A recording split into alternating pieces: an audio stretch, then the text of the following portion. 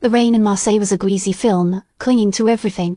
It matched the city's mood, the sense of damned secrets and buried deaths. I'm Harding and I've chased shadows across continents, but this felt different. This felt personal.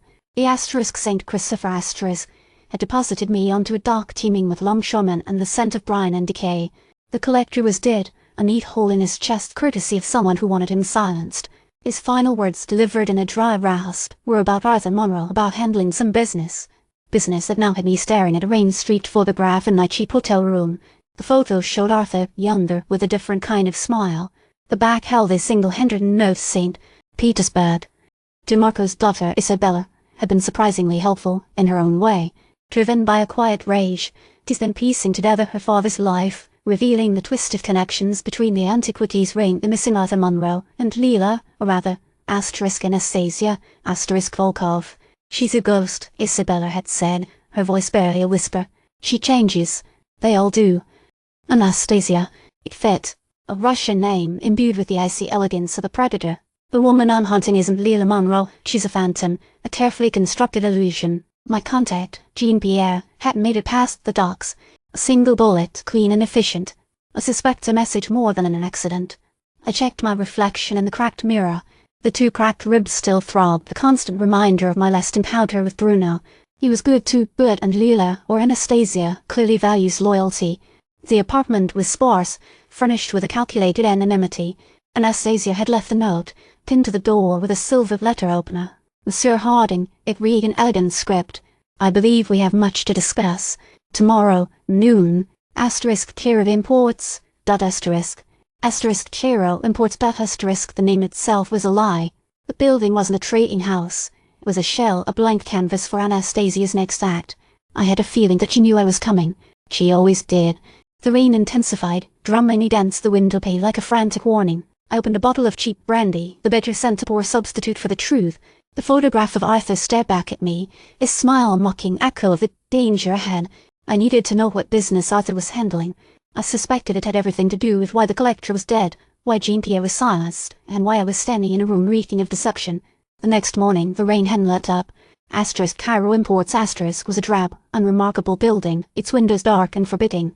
I parked a block away, the shadows offering a measure of concealment. Inside, the air was thick with the scent of old paper and dust.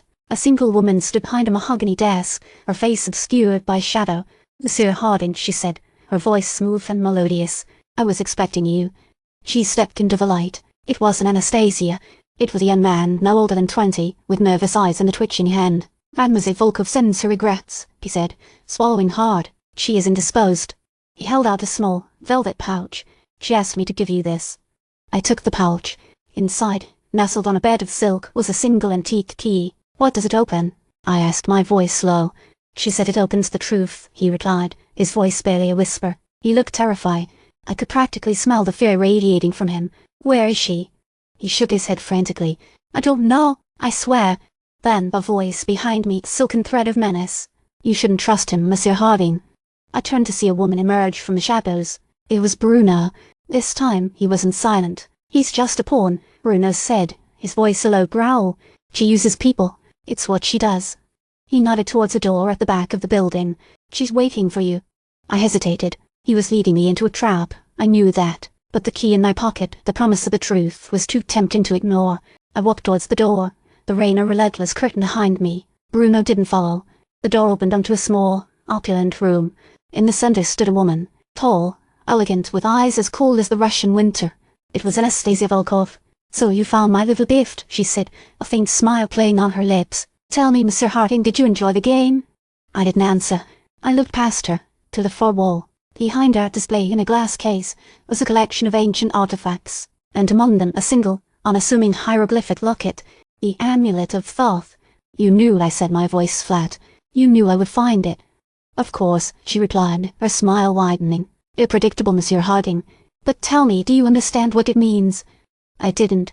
I only knew that I was caught in a web of lies and secrets, and that the truth, whatever it was about to break me. Suddenly, a door slammed shut behind me. I turned to see Bruno standing in the doorway, a pistol in his hand. I'm sorry, Monsieur Harding, he said, his voice devoid of emotion.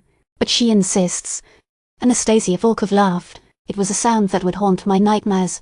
"That, monsieur," she said, her eyes glittering with triumph, "is a story for another time.